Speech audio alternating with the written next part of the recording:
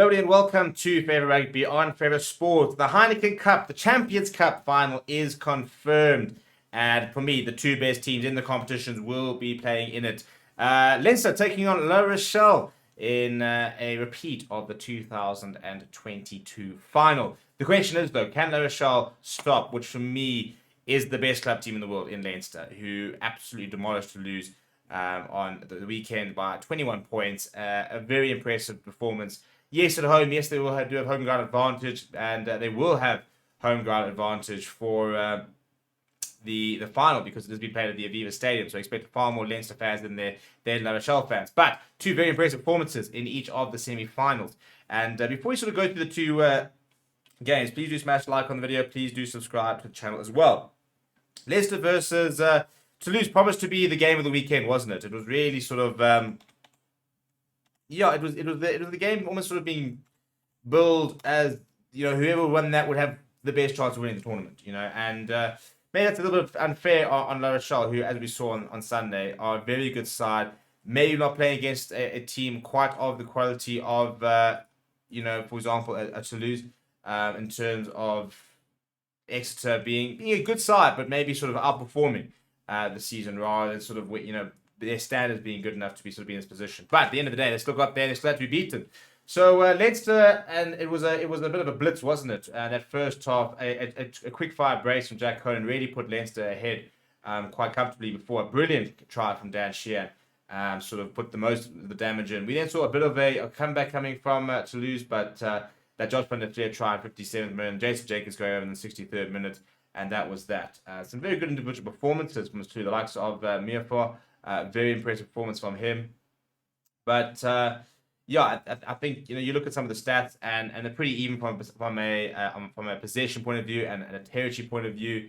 But Leinster's defense is very impressive. Although Toulouse only missed 15 tackles, so defensively it wasn't.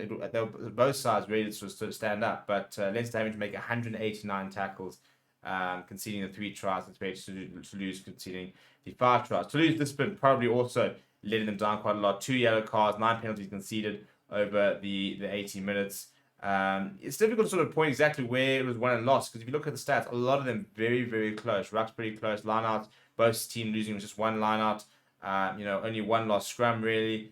But I think the biggest thing at the moment was probably the breakdown. I think that Josh van der Fleer hitting so many rucks and making so many good, just getting over the ball and making steal. I mean, I thought the work here was very impressive. Although I do think that Toulouse was pretty sloppy in that instance. Conceding 17 turnovers is probably not going to win you too many games. But beating a lot of defenders as well. So it was a good game of rugby. A lot of people were talking about the yellow cards, but I do think that both of them were pretty justified. I think Andrew Porter probably should have got one as well. I think it is a fair result, I think. If we then look at Sunday, Exeter going down to La Rochelle at 47 points, 28. And it just shows you the quality of the current European champions. The big thing for South Africans, Raymond Roulet with a brace.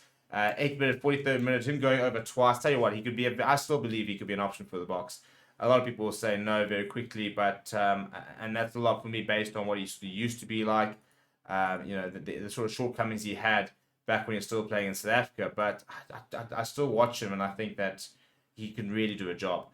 Did a late starting as well in the 14 as well, which is cool to see. So 3 South Africans could be involved in that final I think it's the 20th of May. Saturday 20th of May, 4:45.